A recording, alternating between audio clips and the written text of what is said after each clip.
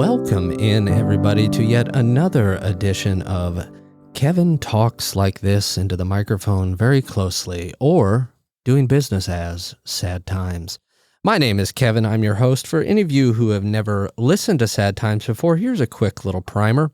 Each week we have a very kind, generous guest who comes on and talks about times when they were upset, sad, angry. They relate their experiences when they probably did not have everything together, or maybe those around them did not, or their life experiences that.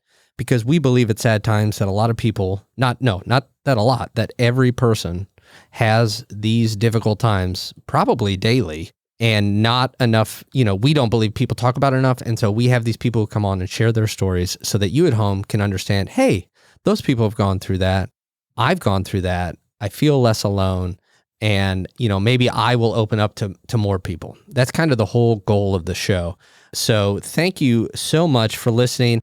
Here's the other thing. We also have a website. It is www.sadtimespodcast.com, or just look in the show notes, sadtimespodcast.com. Come check us out. There's lots of cool stuff on there, including something we're calling Sad Stories. If you do want to share your story but do not feel comfortable coming on the show, totally understandable. We have an anonymous way that you can share stories that we can read during the show. So go check it out, sadtimespodcast.com. And also, if you want to be a guest, there's a form you can fill out to be a guest, and we can let you know how it works. Now, that shit's no fun. This is fun. Our two sponsors this week, one is from me, and then one is from Brent. So the first one is from me. The sponsor is the muscles in your neck. The muscles in your neck. Sure, these come in handy when you need to hold your head up and not bash it into your chest when you're a baby, but it is not until we are much older that we understand their true purpose.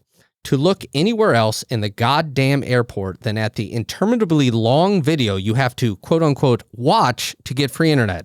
That's neck muscles. Don't forget who helps you to ignore the obnoxious videos for free internet. That's really nice, neck muscles. That's really good. That is their true purpose, I think. And then from Brent, Brent got us this, so that means it's going to be a little bit of an angrier sponsor, because that's the only ones Brent can find. This is Passwords. Sad Times is brought to you by Passwords. Need to understand what's in your bank account, or perhaps need to make a change to your health benefits? Don't worry, Passwords are here to make it harder. As you stress about your bank balance, let's add an extra piece of stress. Was this the one you added a $sign to as an S in the password? Or was this the time that you used that clever password you knew you'd never forget but have clearly forgotten? That's Passwords, keeping you safe at the expense of a portion of your sanity. Wow. Yeah, that's beautiful. Yeah. As always, for these sponsors, support our sponsors. You go there and type in FAKE. That's FAKE. And they'll know that you came from Sad Times. Now, let's get to the main event here. We have a really awesome, inspiring guest today. Her name is Nicole. Nicole, how's it going? Going awesome. So glad to be here, and very much appreciate what you're doing with this project. It's so important. Well, thank you very much. Wide range of emotions. That's right. And, I want to jump right there. Now, you've worked in mental health for how long? I have been a professional therapist for 13 years, but I have worked in the field overall for most of the last 23 years in various capacities. Mm-hmm. Wow. You're saying there was mental health problems before 13 years ago? Believe it or not. I guess I have to believe it because you're saying it. And I know that, so you own your own business, right? I do. I co-own, a practice called Bridge Counseling and Wellness in Louisville, Kentucky. And we have 5 locations spread out throughout the city and over 50 team members who are serving several people in our area. And we also have another business called the Academy of Integrative Mental Health, where we train mental health professionals, do CEU trainings. You need continuing education hours, and we provide that. Mm-hmm. That's amazing. And, I know, having worked, I've worked with veterinarians, I've worked with other people who have to do continuing education. So it's amazing that you are providing that for them for such a very, very important job. I wouldn't be here without them, and just a very important job. And the fact that you have spent 23 years of your life doing this, including the last 13 years as a professional psychologist, I mean, that has to be, not only is it something that I have to assume you're passionate about, but you're also you take a lot of pride in the work that you're doing in helping others. Well, Kevin, just like you pointed out, I also wouldn't be in this position without doing my own therapy work. I actually decided in my therapist's office in my early 20s to become a therapist. That's where it happened. I realized how much that process of being held in such supportive, loving presence while I worked through what I was moving through, I realized how valuable that was to me. And I wanted to be able to provide some of what I had learned or help provide an environment for people to experience that same empowering kind of process. And I am passionate about it, very passionate about it, because our quality of life, I can't think of much else that's more important than how we feel as we experience the day to day. And a lot of what we do in the therapy office helps improve the experience people are having. And I am grateful for that opportunity. I'm also grateful for the opportunity to be able to see how well-intentioned so many people are, even with our blind spots, even with our wide range of emotions, even within our difficulties. Most people are wanting to live according to, a certain set of values, and wanting to feel the best that they can. And having conversations like this that are out in the public help make that something people feel more comfortable doing. So you're also helping destigmatize that process by doing this show. So thank you for that. Well, thank you. And I couldn't agree more. I tend to think that most people, when they do behavior that, this is my own opinion, when they do something where people are like, why is that person hurting me? Why are they behaving that way? Often, and this is probably an oversimplification, I often say, I think most people are good people, good, whatever that term means. They're just scared or they're uncertain. And then these emotions come in, and we're going to talk a little bit about some really amazing things that you've said about emotion. And people, I'll just take myself, for example, too many times in my life, I've been overcome with emotion, and then I can't make rational decisions. You know what I mean? So I think you said it really well, and I'm just definitely agreeing with you. Yeah, well, that's such a good point. Whatever unhealed spots we have within ourselves, we often project onto other people. And it is a very humbling thing to accept that we literally all have blind spots. We don't always know what those are. We don't know we don't always know where we're projecting our insecurities, our conditioning from our childhood or other experiences that we've had that have been less than ideal onto the people around us. Or when they're doing that same thing to us, and then we're taking it as if we've made a mistake or we must somehow help them feel better about us. And in reality, this kind of, this is this idea that no matter what, we are all responsible for our own experience and our own management of our feelings, our healing, our growth, and our gifts. Like, those things are our responsibility. We may want very much to help people through their process, and we can encourage and support them. We may very well want people to approve of us, and we might even want to pass over some of what we're experiencing, wishing that somebody could take that on for us completely. But even a therapist can't do that. Right. We still have to walk our own path and walk our own journey. And if we're not honest with ourselves about the possibility that we might sometimes have blind spots, then it's going to be real hard to do that work. So it requires this balance of having tenderness toward the fact that we've all experienced conditioning through our environments or through our families. Tell me what you mean by conditioning in this sense. Okay. So, well, a great example is one that many people would be familiar with, I'm pretty sure, if you had a caregiver growing up who neglected you or who spoke to you in a way that was over critical or unkind, it's possible that you may have an experience where you're very sensitive to the way that other people communicate with you, and it's turned up or it's turned down, and you let people talk to you or expect people to treat you in a particular way that is not necessarily healthy or respectful. Or we could even talk about things like, what is a man supposed to be? What's a woman supposed to be? Those kind of cultural ideas of how we should carry emotion. I mean, those are the kind of easy to grab kind of examples of this. Yeah. But of course, there are so many more. That and that makes a lot of sense. I mean, I've come to learn that, we can only do what we know. And, if, most people are just doing their best to get by day to day, and they don't really maybe have time to say, oh, I'd like to go learn about ancient Rome, or I'd like to learn how I can make Brent shut up, or something like that. So often when you're in a stressful situation, at least when I'm in a stressful situation, I fall back on what I know. And I think that's kind of, am I getting it right about what you're saying about conditioning there? Or did I miss it? Yeah, actually, I think you honestly might even said it better than me.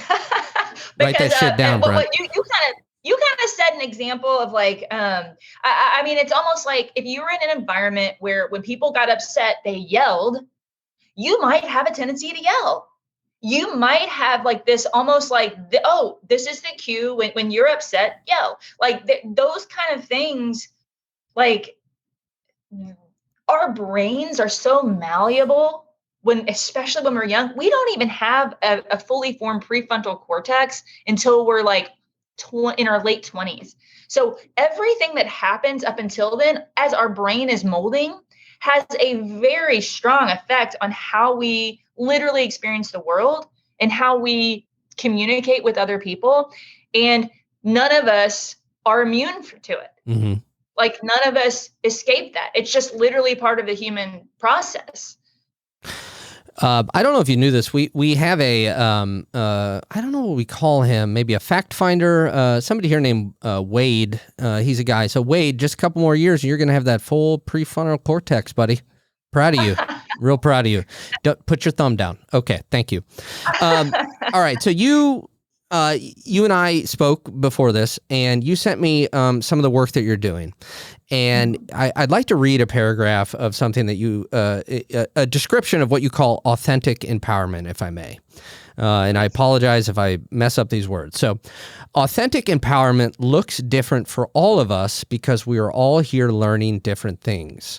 However it looks on the outside, the directions for moving forward are found in the depths of our own being. Many of us were conditioned to think that peace and power are within achievement, romantic relationship, or in being accepted or useful in some kind of way. But the most empowering sense of peace is possible when we align with our deepest, most authentic truth. All right. My one question is, when did you become a communist? Just kidding. I think that is so wonderful. And anybody who's listening to this show, I talk a lot about societal norms. I actually was just speaking with Brent and his lovely wife, Lisa, before we recorded about, what people think of, if you're trying to pursue one thing or the other, that's outside of, I think you said power within achievement, right? As just one of those things. I've spent way too many days in my life saying, today I achieved 4 things, which means today was a pretty good day. And then other days I'm like, I did nothing except for, watch some stupid docuseries again, and today was a bad day. So I'm going to shut up now, and I want to hear you talk a little bit more about what I think is a really powerful idea of authentic empowerment. Mm-hmm. Thank you. Well, the point there is that if we rely on the outside world to tell us what our truth is, we're not actually going to experience a truly authentic and aligned experience of life. I'm not saying that people can't get through life that way, that people can't have some success that, by ignoring the inner world or not delving as deep into the inner world as they could. But when we do that work, we're able to determine what is the conditioning that I received. What is the conditioning that I still am seeing life through someone else's eyes in a way that's not actually aligned with my truth? We are literally all unique. And so there cannot be perfection, quote unquote. There can't be, because it's going to look different for every single person. So your highest expression of self, Kevin, is going to look completely different than mine. Mm-hmm. I can't know from the outside world what my highest expression is. The only way that I could find that and explore that and continue building upon that is by reaching deep into the self and learning how to feel and be with what exists inside of me and what lights up the excitement within me, to move toward. I think that there is an element of, when we do, we're talking about sad times, and there's so much value in a wide range of emotion. And there's also value in recognizing that some things kind of light us up or excite us. And they might not be the things that the rest of the world told us we should be lit up or excited by. Like, an example for me is, I'm actually not that excited about things like a lot of women who went through things like divorce, or a lot of women in general seem to be preoccupied with relationship. Like, they really want a relationship, and it takes up a lot of energy. For me personally, my most aligned truth is that's actually not the number one concern for me. I find love and connection all sorts of ways, and that works really well for me. But I had to go inward to see that, because if I was looking at the outside world, this is how you should be at this age. You should have this kind of, if you're a mother, you should have a partner with the kid. You should, there's all these things that society says that perhaps people, quote unquote, should be if they're doing it well or doing it right. But that's not my truth. The same thing could be true for people who grow up in families where they receive pressure to either, go into a line of field, like the whole family's doctors, and so they're supposed to be a doctor, and or where the whole family doesn't care about things like developing a career, but they have a drive and want to do that. It could go any direction. That's just one example, because we're talking about achievement. Yeah. But obviously, as the paragraph pointed out, there's all sorts of forms of what that could look like and how that can manifest. And luckily, both my parents and my grandparents were all podcasters, so that's why I've been doing it, which is really nice. And another thing that you say, you have some takeaways as well, and it kind of speaking to what we've already spoke about. Authentic empowerment requires us to build the capacity to face ourselves in our entirety, including the parts that are challenging to look at, with sincerity and honesty, so we can learn how and why we get hooked into patterns that no longer serve, and unlearn them. Now, I use the word patterns all the time when I'm talking about, like, I have patterns that came from something that maybe served me well at one point in my life that no longer serves me. But the brain, and you would know more about this obviously than I would, it seems to me that it's very fucking hard to get out of these patterns. And what you're saying is taking a just warts and all type look at yourself and saying, okay, well, this is where this comes, and saying, okay, I acknowledge that is something I want to change, and then now let's go ahead and change it. Is that about right? Yes, I would say that is right. And sometimes it's not even about changing the thing. Sometimes it's about coming to peace when that's a part of you. Very good point. I do a lot of self transparency kind of examples, and an example for me would be I didn't want to be so energetic and so talkative and so outspoken for a big part of my life. And the actual process of just, I didn't need to change that. It's actually okay that I am who I am. that actually is like just who I am. And so in that case, the example means that like I just came to peace with that part that I supposedly had a problem with for a while. I brought love and acceptance to it. So it's not necessarily always about changing what you find. Sometimes it's just about bringing love and acceptance to it, Oof, but it can be about making shifts. And of course,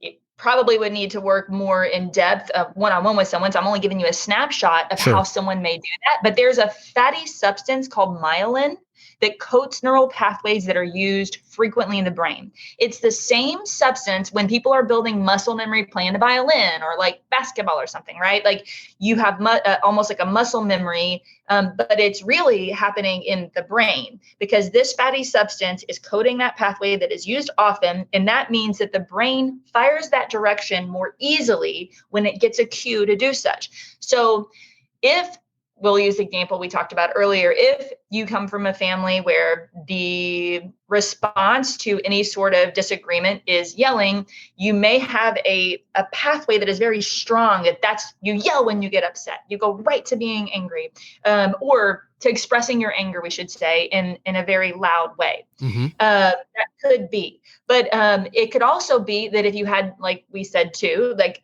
an experience where you experienced a lot of criticism or a lot of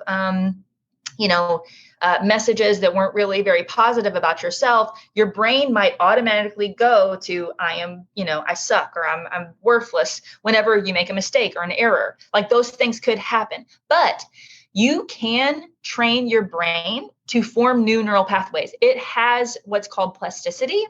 And that means that even though, like you pointed out, it is hard to change patterns, it is not impossible if you know how to work with it.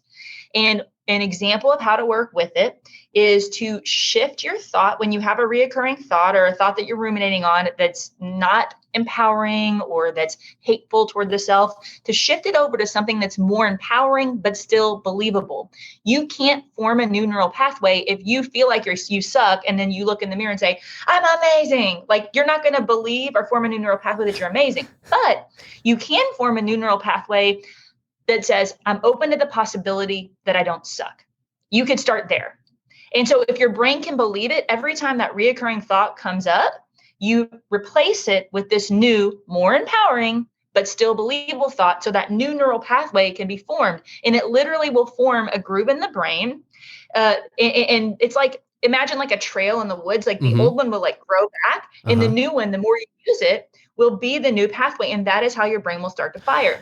And in therapy, what we do is we'll start there, but then we'll keep scooting it over further and further and further until it gets closer to what you really want to feel. Okay, so that's amazing. A couple things. Stuart Smalley's full of shit.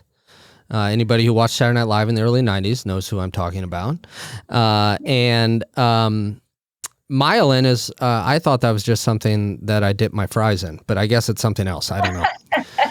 That's a really cool and hopeful, I have to say, hopeful idea, because speaking for myself, when I get in these ruminations, when I get in these really bad headspaces, for lack of a better term, I feel like there's no hope. It's just like it's never going to change. And I learned something about myself, or I noticed something about myself.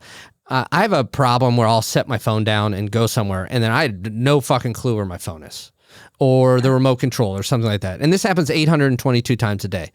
And what I caught myself doing is I would set it down and I couldn't find it. I would get anxious and frustrated, and I would say out loud, I hate myself. And I'm like, what? Why are you saying that to yourself about where you put the phone? Right? So it's like a small version of, hey, let's take a step back. It's just, you just misplaced something. You know what I mean? But for me, it's not easy for me to even take that step back. Right? So, and I don't want to turn this into a therapy session about me.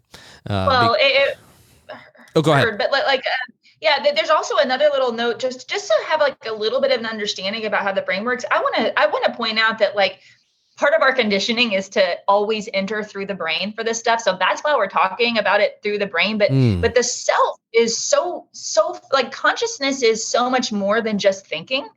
It is also, we're starting to tap on emotions. Like there's just so many layers to the experience of what living actually is. It's not just thinking. But a lot of us are caught up in this idea, like we're most easily able to access thought. And so that's part of the reason why we usually start in things like therapy with working with thoughts, because it's the most accessible. We're used to thinking through things. And for that to be like the supposed like most important aspect of what we're able to offer the world. I think it's starting with the help of people like you to the world is starting to value and understand things like emotion and authenticity, and maybe even people's own unique versions of, I'm not saying dogma or anything, but like spirituality, like all those things are starting to become more like balanced in the outer world than they ever were before. Because before, we measured things based on factual information. Like you achieved this, you're good. Like it's like, or you have this much money in the bank, so good, check. Like you have a partner, check, good. Like those are all thought related things. And like if you yes, we want to work with it. And yes, it's part of being a human, but it's far from the only part. And I love when we're able to go into conversations that allow us to like dig just a little bit deeper, even while still honoring and valuing what we already do know about. Like, using the brain is actually an effective tool to be able to work with things. And we have fMRI scanners that we can see studies that have been done that show this process of myelination occurring in people. And that's incredible. And there's a lot to our quality of life that we can't see or that's hard to measure. What? And it's No, go ahead. Well, I'm just saying that like it's interesting to explore even like working with how we feel in a way that isn't as easily measurable. Because how I feel and how you feel, like what if we say I feel 1 to 10 or something, right? Well, what does your 1 and my 10 look like? How are those different? It's interesting. We're working with material that is beyond the thinking mind. We're working with like your number 1 and your 10. If your day, like I'm having a 7 today, I'm having a 5, those might be completely different ranges. Our experiences might be completely different of that. So we're talking about things that are very hard to measure. We're being asked to get beyond just the thinking mind when we do this inner work. And that can scare people sometimes, because sometimes people want to know, especially if they've had some sort of history of trauma or something, what they're doing and how it's exactly going to look. But you don't always know. When you're doing the inner work, you don't always know what's going to be uncovered. And that can be really frightening for people. But building capacity and showing that, like, even feeling frightened of that, it's actually just a sensation in the body and words in your mind. Like if you stay with the feeling of fear, or if you stay with the feeling of like sadness or discomfort or shame or whatever it is, and you actually just sit with it for a second, you just sit with it, like it actually isn't all that bad. You feel a tightness in your throat, or you feel like something in your chest, or like you sweat, or the thoughts that are going through your mind are really challenging. But like building a capacity for that and normalizing and accepting that there's not a person walking this earth who doesn't sometimes feel bad, who doesn't have darker parts of themselves that they're not as proud of, like that maybe they lose things all the time, or they're messy, or they're late, or maybe even something worse. Maybe they actually do yell too quickly. Maybe they actually have done things that have harmed people. Like all that, like we all have parts of ourselves that aren't as ideal. We're not all in our highest expressions all the time. We all have a full range of emotions. And we all have challenges that we have to move through. And that's part of the authentic empowerment work, is like accepting that. Like just accepting that, surrendering in some ways to that. It doesn't mean you don't work with it and try to do with it, but like this is the case for everybody. As someone who's had a unique window into the world for literally 23 years, talking to people about this stuff, I just want to say to everybody, like, nobody's immune to this. It doesn't matter who you are. Like accepting and allowing emotions to kind of come through you and get into, in a way, befriend a broader range of emotion and life experience, and also experiencing a broader range of yourself, the parts that you like we said in the earlier, and the parts that are more challenging. And to accept that when something happens that's challenging, it's not necessarily like, we're not all supposed to necessarily be immune from having challenge. Challenge is valuable to us. When we feel joy and we feel happy, that is wonderful, and we just get to enjoy it. And when we don't feel good, it is an opportunity to continue evolving our souls, to build empathy, to learn, and to literally like grow ourselves, grow our depth. There's a depth to those things, and to a person who's worked through difficult things that you can feel and that you can relate to each other through. Yeah. So this idea that it doesn't have value is like kind of problematic, or that it's like if people experience it, they think sometimes that they're the only one who experiences, or that they're a freak of nature somehow. Mm-hmm. And I'm here to say, like, that is just not the case. Right. That is just not the case. One of the most important moments of my life, honest to God, was when I was young and I realized that other people had obsessive thoughts like I do. Or I did and do, because I felt so fucking isolated and alone with it. And I thought, I tried to explain it to people, and they're like, what? And when I found out that I was not alone with that had a profound effect on me. So much so that I made the word profound just now. So it's about that. It's about the empathy. It's about learning from that. And I tell you what, man, 32 years of therapy, in and out of therapy, I still every day have struggles with sitting with things like you're talking about. I'm better at it, but it's still a struggle, but that's okay. Because again, it's not perfect. Now, I wanted to ask you something else that you've brought up a few times too. And if I may get a little personal, you said, you and I have talked a lot about, in the last 30 minutes, about relationships. Mm-hmm. And I think anybody listening to this has some sort of relationship in their life, whether it be a romantic partner, friendship, family member, whomever, coworker, whatever it is. And I think that all of us probably get a little caught up in defining our lives by our relationships. Would you say that that's a fair statement, or would you disagree with that? I think that is definitely the case for a lot of people. We rely on each other as mirrors and reflection to see like how we're being received a lot of the times, whether that's healthy or not healthy. It is the reality. Like when I look at you and be like, wow, Kevin, this is a really cool show you're doing. Like you're saying, okay, noted. Like that's okay. Like I'm doing something that some people appreciate. So it's normal and natural in many, many ways, but it can be turned up more than it should. Or I don't want to say, I don't like to use the word should. I think that's a little bit presumptuous. I think it's better to say like it could. We had somebody, and I believe Brent even put this quote on our Facebook page at some point, but I was shoulding all over the place. I should have done this. I should have done that. Yeah. I should have. And Brent was like, man, I think he wrote, I heard a really cool thing today, which was I was shooting all over the place, because I think we've all done that. Oh, I should have done this, and it's like, but should have by whose rules? But you are making it. I think what you're getting at is that relationship piece. And I'll say, like, it's interesting because what we're doing is we're walking kind of in two realms at once. Okay. We are our own individual selves. We're sovereign beings, responsible for our own healing and our own growth and our own gifts. And we're alongside each other in parallel, all in that situation.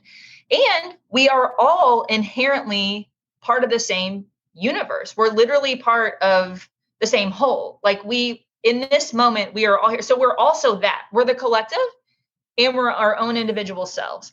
And so it is impossible. Like, this is where like the mental, like trying to make sense exactly like this language can fall short sometimes, because we're not all communicating from the same like space, like the same balance of those things. Like for me, I think a lot about the collective, because one of my like life missions is to serve the greater good to the best of my ability, well, using my own unique gifts, by the way, while still honoring and respecting myself.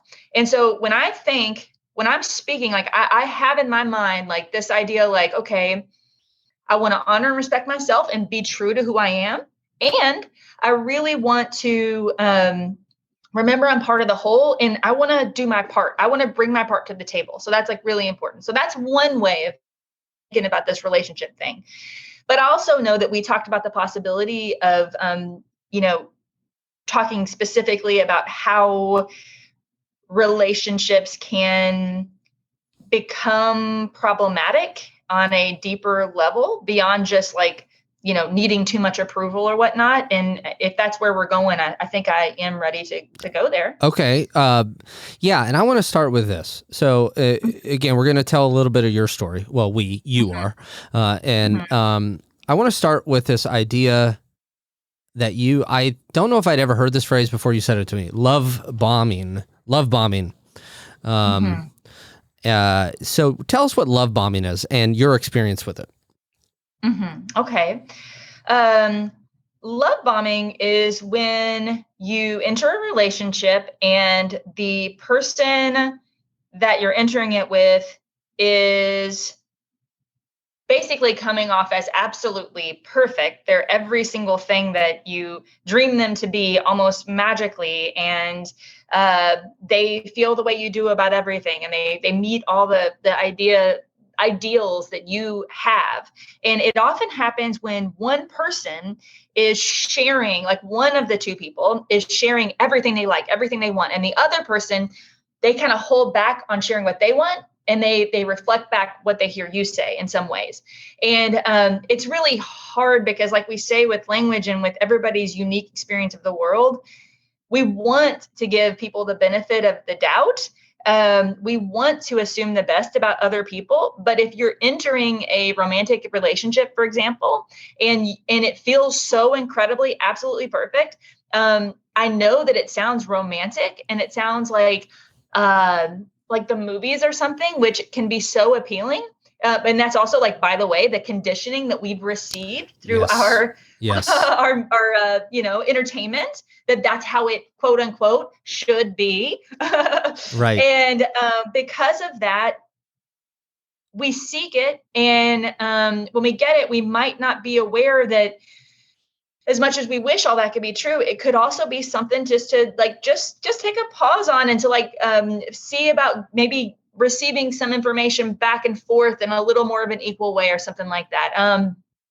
I guess I'm hesitant to speak in any sort of absolutes about my personal experience, and I'm going to tell you why. I know too much about the brain and how people, even very well-intentioned people, have blind spots to say that I somehow am immune. Just because I know and understand doesn't make me immune to being affected by my personal experiences that I had before even entering into a relationship. So in the spirit of fairness and mutual respect, I want to acknowledge that. I think that's a very important thing to acknowledge. I would always appreciate receiving that same that same consideration. But we can't control what other people do. We can only control what we do. And so I want to acknowledge that. I did have an experience where I thought I was entering a relationship that was really ideal for me. And it was really ideal for a very long time. But what I didn't realize is I came into that relationship, and so did that other person, with an unhealed heart.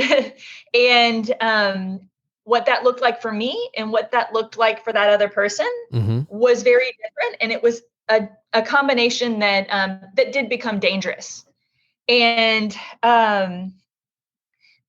basically, the way that I responded to my trauma, even though I'd done tons of work and I'd come so far, was I was willing to hand over my sense of power. Like, I wanted to hand over, like, it's almost like, oh, I had checked the box. I'm normal now. I have this partner and they're so wonderful.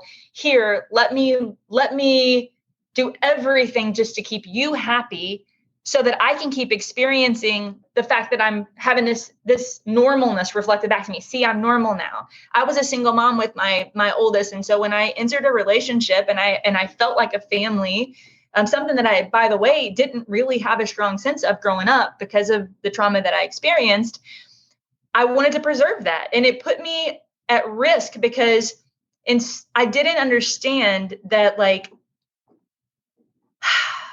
that I was still, even in entering a relationship, was actually responsible for my own sense of self-worth.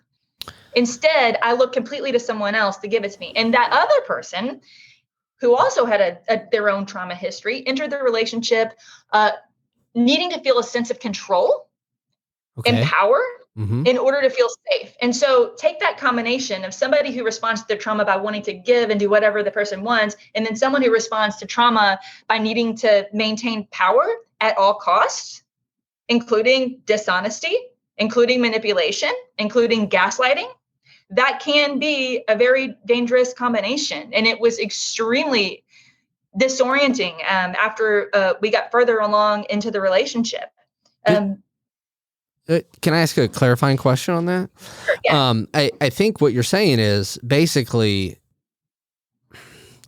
you get in this relationship, everything, it's, that what they call the honeymoon phase, or what I call a Nicholas Sparks novel. You became your sense of self-worth. And then as the relationship progressed, maybe you didn't realize that because of your trauma, you had given your sense of self-worth to this other person. Is that right? Yes, you are 100% receiving what I'm putting down here. Absolutely. Yes. And I want to talk about it in those terms, because I don't feel comfortable saying this person did this to me. Like, right. That's like, this was two people coming together, and I brought something into the table too. And that's what I brought. And that wasn't a healthy thing to bring either. And yes, I handed my sense of self-worth over to someone else. Yeah. And what happened was, when I started to become more successful, and when I became pregnant with our daughter, I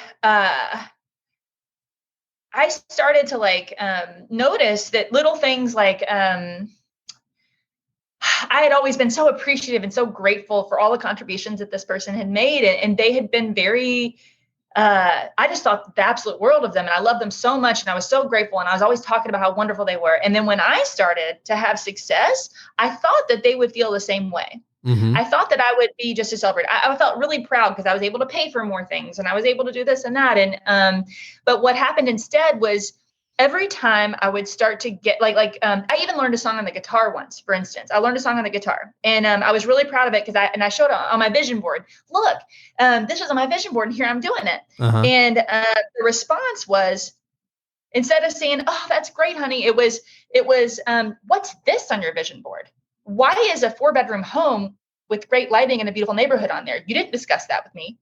Like, that was the response. So I was in a situation where every time I felt joy, or every time I had success, instead of it being celebrated, okay, I will say sometimes it was. I don't want to say every time. That's not a fair statement. A lot of the times it would get knocked down as almost as if they were threatened by my joy or my happiness. And when that started to happen, I started to push back a little bit, because I viewed myself as a strong, independent woman. And that didn't feel aligned to who I knew myself to be. And the problems pretty much started from there.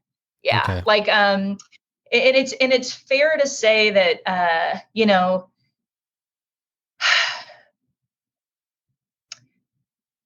yeah, I think there's a possibility that being strong and independent maybe became more important to me, or something like that. And maybe that's not what the person thought they were entering into. Okay. Maybe the dynamic of submissive kind of relationship was something that they thought they were stepping into. And then it turns out that I'm actually wanting to be more of an equal. But in my mind, when I entered the relationship, I thought that even though I acted that way, that I was an equal. And so when I started to realize I wasn't, I didn't enter the relationship with that knowledge. I didn't enter the relationship thinking that, oh, this is a power over kind of thing. I entered it thinking that we were equals, and I just liked to be kind, and I liked to be maybe a little bit submissive. And so when it started to shift, and I started to push back, it's like it became quite dark. And I not only that, I started to feel very disoriented and confused. And I would respond to this behavior like emotionally. Like I would respond like, I don't understand. And like, I would have like a major thing. And then I would apologize for my response. And then it became about my response instead of what actually happened.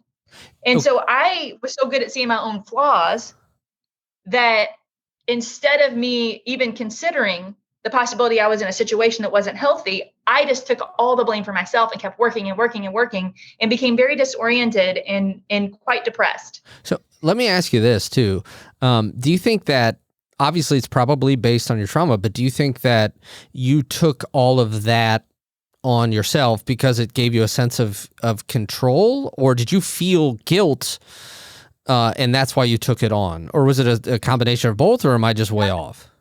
No, I would say that this person was oftentimes, not always, but oftentimes able to maintain a steady kind of way of being where I would feel a lot of emotion in response and express it. I've always been very expressive. I've always been very big energy. And Mm-hmm. I have since, it's been a while now. This is the first time I'm talking about this story, as you know.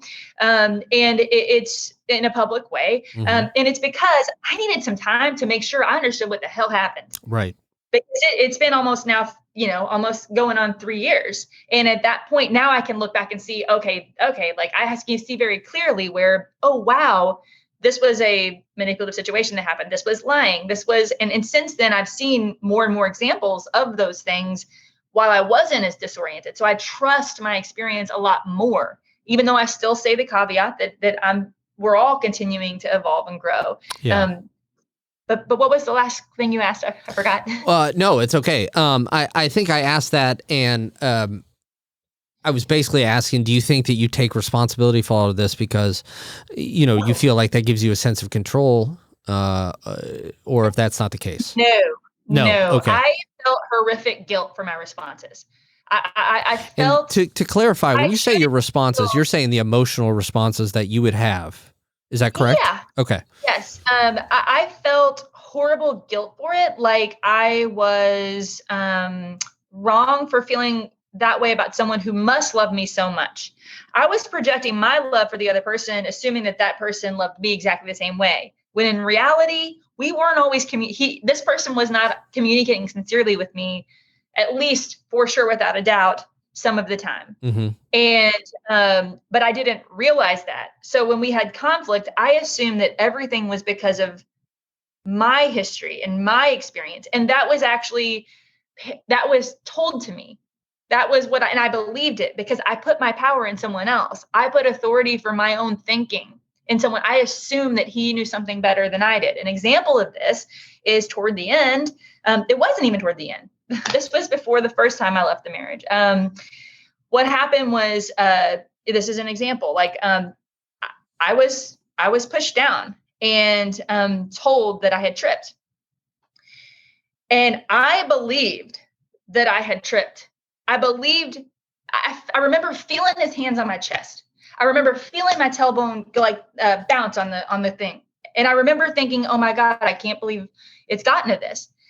But he said, "You tripped," and I believed it. That's what can happen to your brain when you're in a situation where you're communicating with someone ongoing every single day and you're isolated from people, and it's manipulative. It can make you believe it. I believed him over myself until the next week when he pushed me again.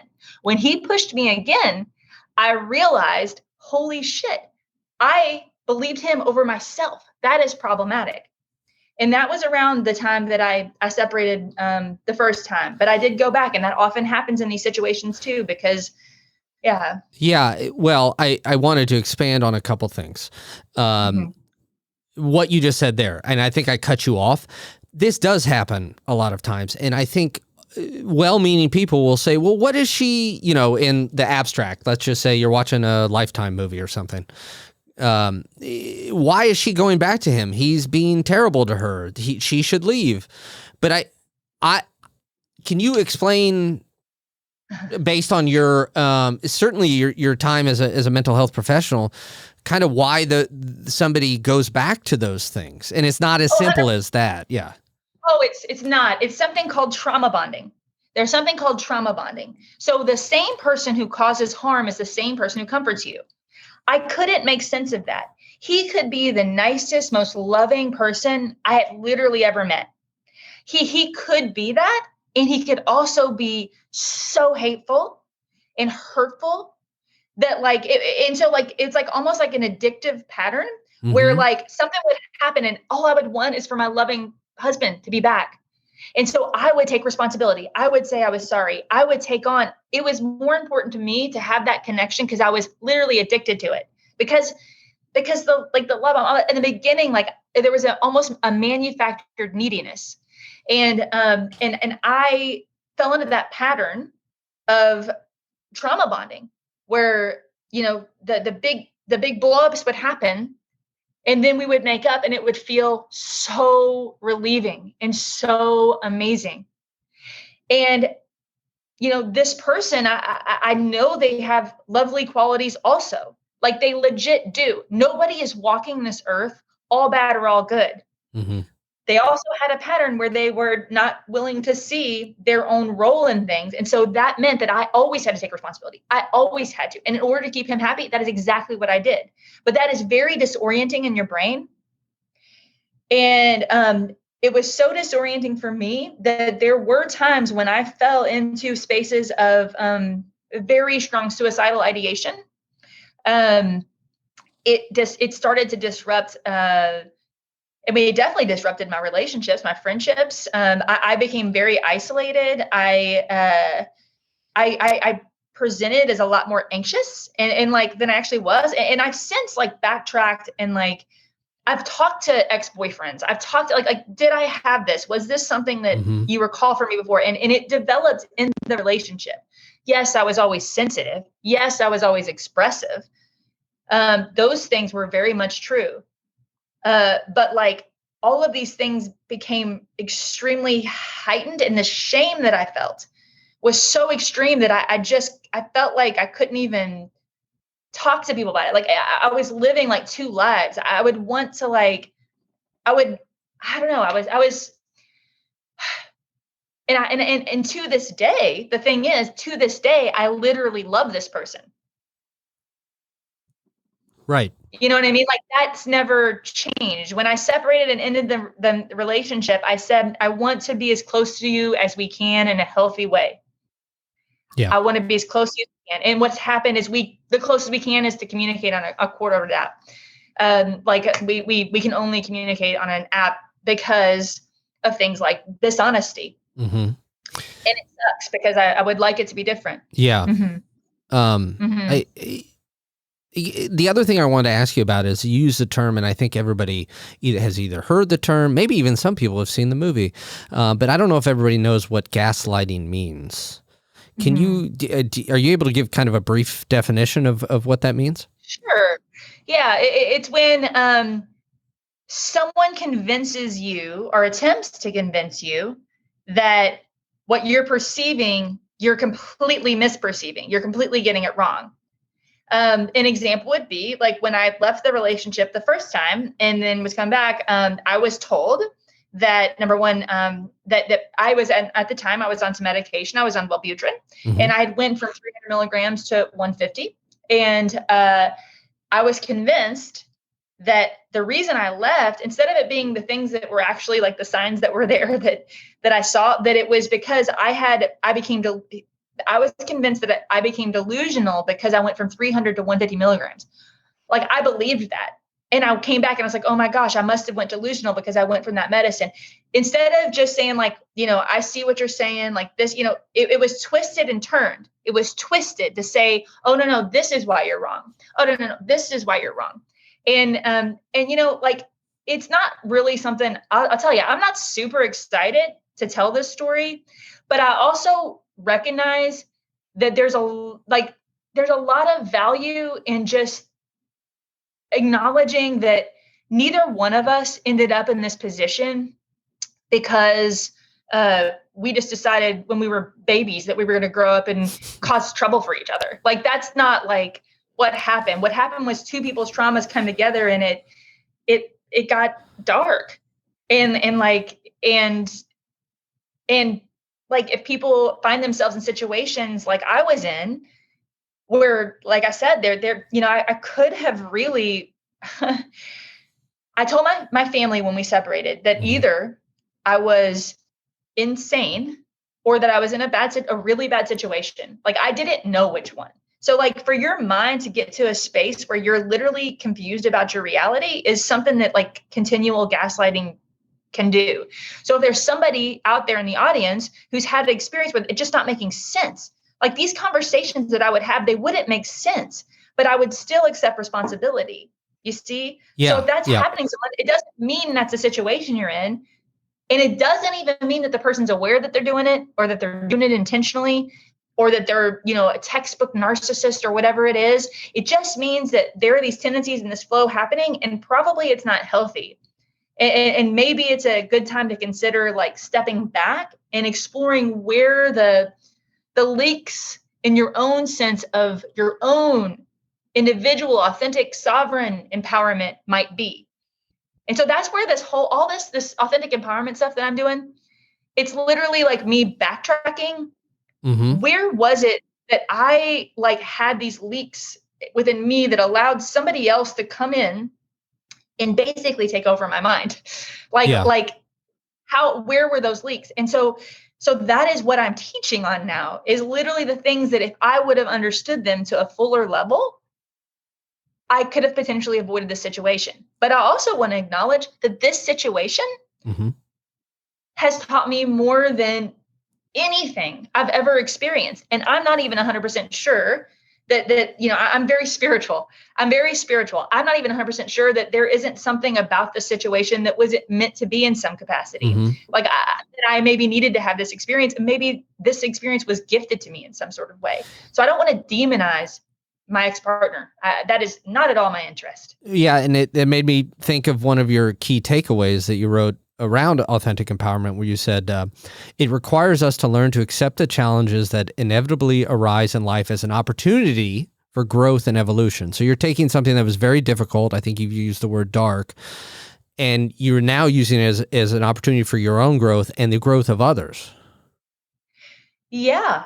And like it's interesting because I feel, because of that, because I'm able to now like know and experience myself to the deepest level I've ever had access to, like because of that, in a way, like I feel like gratitude for the situation. And I'm not saying other people should, quote unquote, feel that if they've had a similar experience. I'm pretty far down past it now. Right. You know what I mean? Like, so I've been able to come to this place where now, not only did I have the experience, but I can also help others through it. The same was true with my childhood trauma.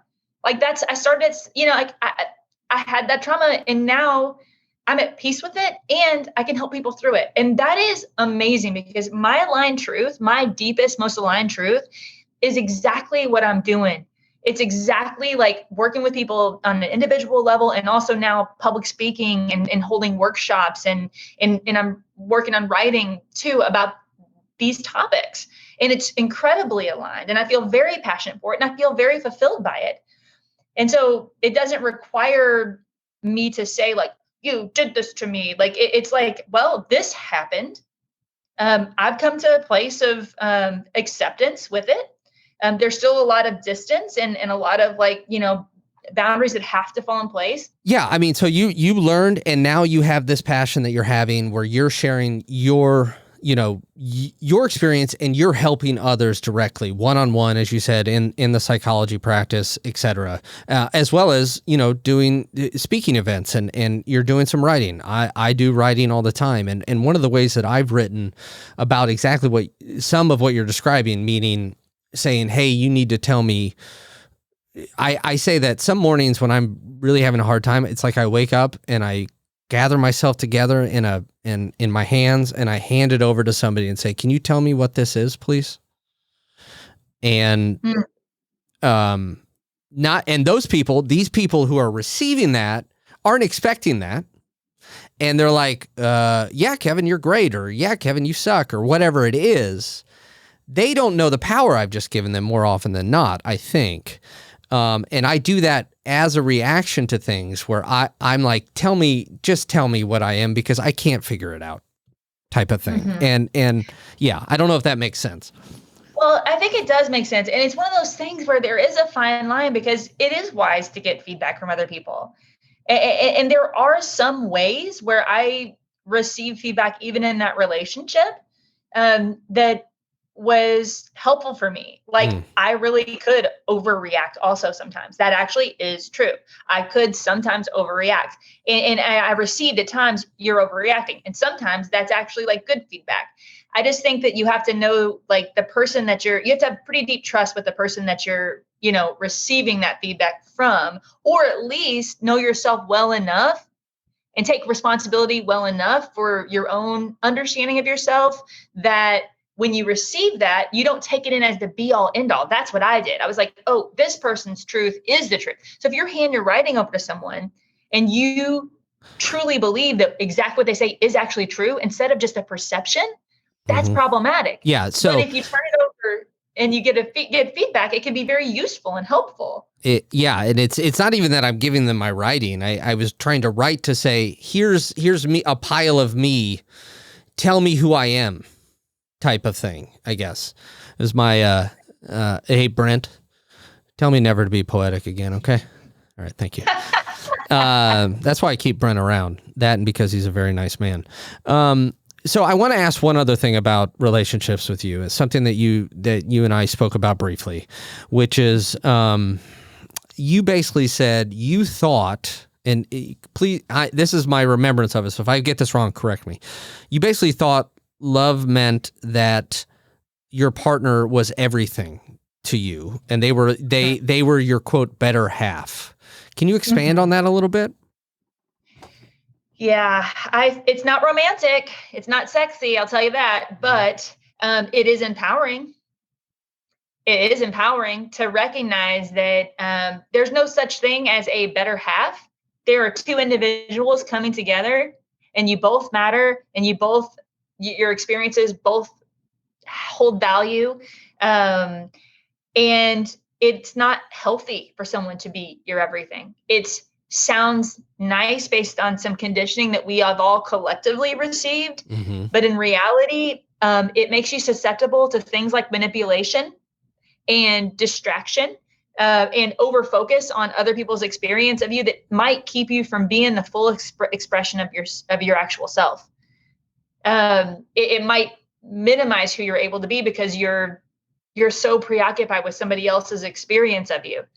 And like, where if you take that responsibility on for yourself, as romantic as it might sound, and just accept it, that person, they're probably not going to meet every single need that you have, and that's okay, because you can also meet some of your own needs.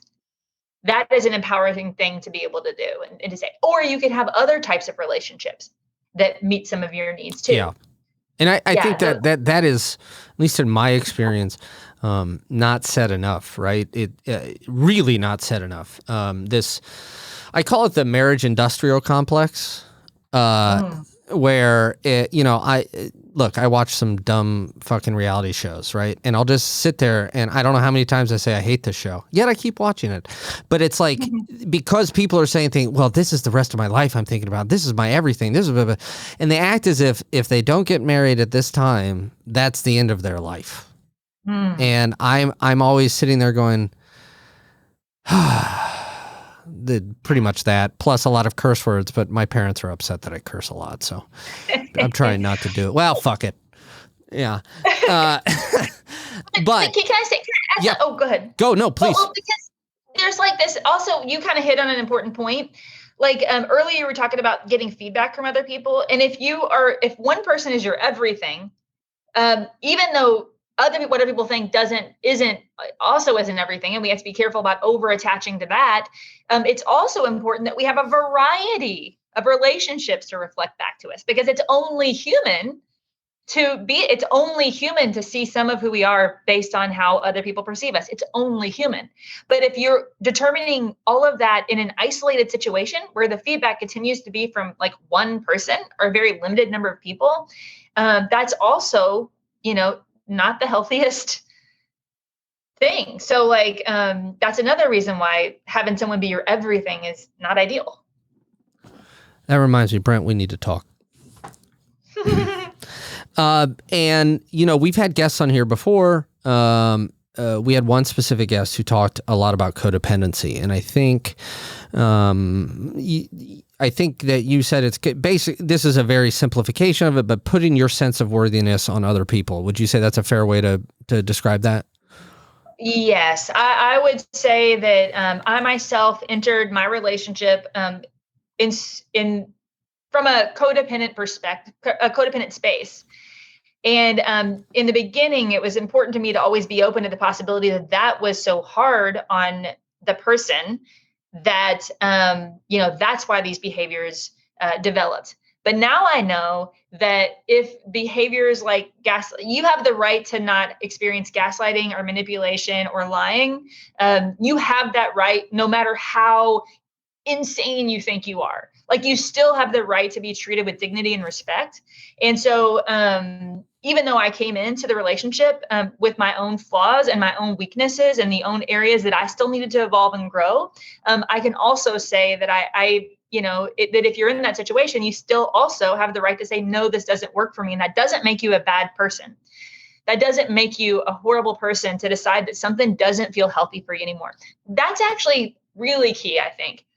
Like, if you don't feel healthy in the relationship that you're in, and you've explored and tried, doing, things to help, improve communication, all of that, it doesn't matter if you justify it. It doesn't. I thought I had to say, oh, I can prove that this is what's happening. I can prove that he's displaying these behaviors that I'm seeing in this book on narcissism. I thought I had to prove it to have the right to leave, that I wasn't worthy just to be able to say, I don't feel healthy and I want out. Like that, I didn't understand. And so I just kind of want to put that out there, because if I'm someone who has a relatively high amount of emotional, intelligence, felt that way, I'm pretty sure that other people feel that way too. You don't have to justify your need to be healthy. If to be in a healthy environment. If you don't feel healthy, you have the right to say no. You have the right to step out. You have the right to leave, even if you don't understand why. When I left, I said, I don't know what's going on.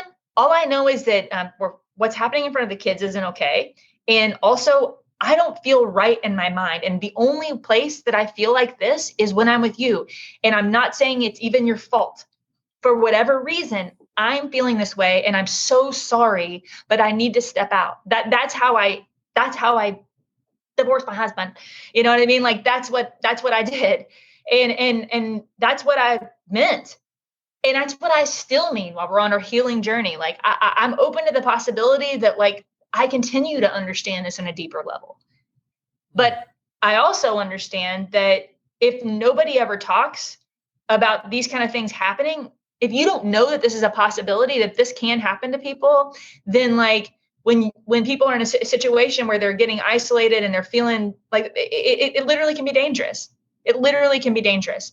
Just like you were saying earlier about when people don't know that everybody suffers and hurts sometimes, that it can lead to people outside of relationship. We're talking about relationship here, but outside of relationship, Mm-hmm. you can, if you don't know that you're suffering, that people feel bad sometimes and you hide it and you isolate it, it can lead to really extreme things, like even suicide for some people. That's a real thing that happens because people they feel like they're a freak. They feel like what they're experiencing is just so out of the norm. And so I just want to be brave enough, because I am secure within myself, because I have built self-trust. I do know who I am. I'm not as susceptible anymore to if people don't receive what I'm saying in the way that I hope that they do.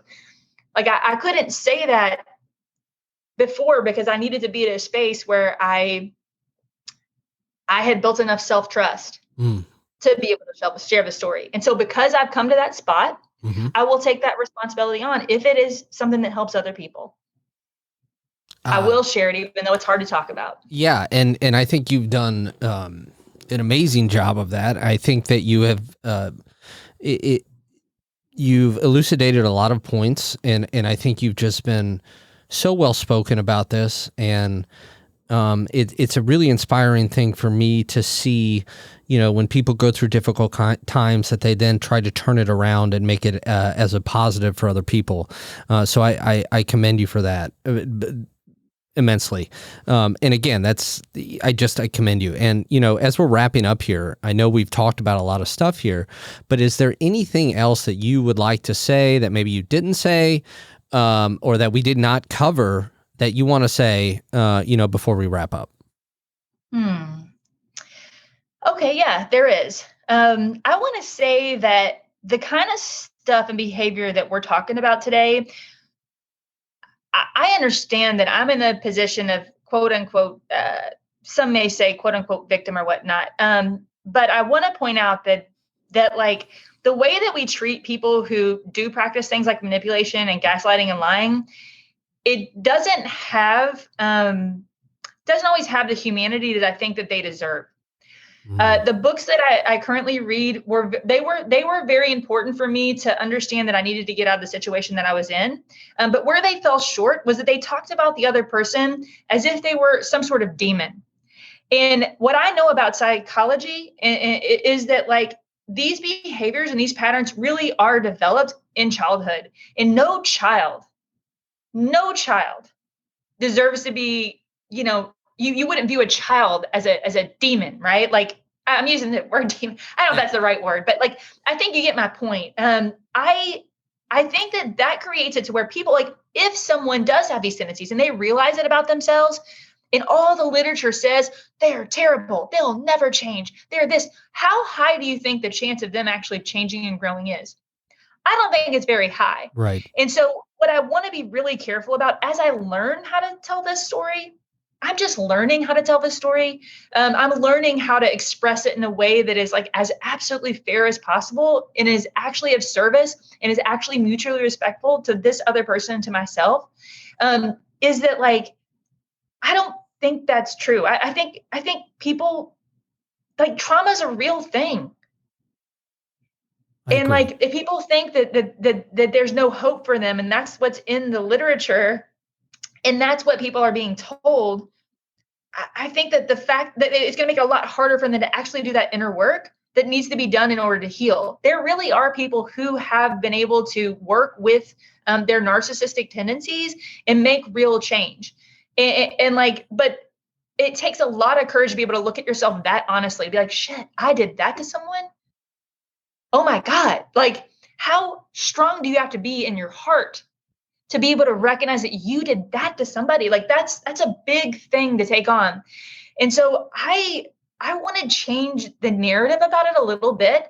By the way, the same is true in the reverse side. A lot of times people with borderline tendencies and narcissistic tendencies will come together. Both those things are formed in childhood. And so I needed to have the courage to say, okay, I should look. What tendencies from this do I have? You know what? Codependency is one of them. Mm-hmm. Like, okay, like you have to have the courage to say, I'm not a perfect person. I'm not. And this thing that I've done has caused harm. But if we as a society go immediately to telling this person that they're evil, how are they going to do that? So I think that there's always ways to approach things from a loving perspective. It doesn't mean that you give in or you take responsibility. And like I said, I'm still learning too. Mm-hmm. But I think that like, that's important for us to consider and remember, because nobody's all bad or all good. People do things that are harmful, and they're not always aware of what's going on. But once they start to become aware, is there a way that we can, as a society, offer a little bit of support? Like, offer a little bit of hope so that they can actually do the healing work to correct some of these behaviors that actually have caused true harm. Man. Fuck yes. I say fuck yes to that. That is wonderful. Nicole, this has been great. And I don't know if you notice, I know we're on Zoom. I close my eyes sometimes when I'm really listening hard, or I'm trying not to look at Brent, one or the other. And so, that was wonderful. And this whole episode has been a wonderful conversation. I really appreciate you coming on, sharing parts of your story, and then also talking about, your understanding of mental health. And I think the way that you ended there was one of the more positive, wonderful things. So thank you so much for coming on and being on the show. Thank you so much for having me. It's an honor to be here. And I just realized one more little thing I have to say is Yes. that I'm a psychotherapist, not a psychologist. Oh, my bad. I think some psychologists they like to have their own title. Okay. So I'm a psychotherapist, not a psychologist. And thank you for giving me a space to practice sharing the story and what I've learned, because the workshops themselves are just the material. They're not really the story. And so this provided a safe space for me to practice sharing that, and the work that you're doing for other people who need to be able to hear people like themselves talk about their journeys is very admirable, and I'm honored to be a part of it. Well, thank you very much. And, I guess we'll end the episode the way that we always do, which is just a reminder, no matter what is going on, there's always room for kindness and grace, even to ourselves. I forget it every day. And I try to remember that no matter the situation, there's always room for kindness and grace. And with that, we'll see you next time on Sad Times.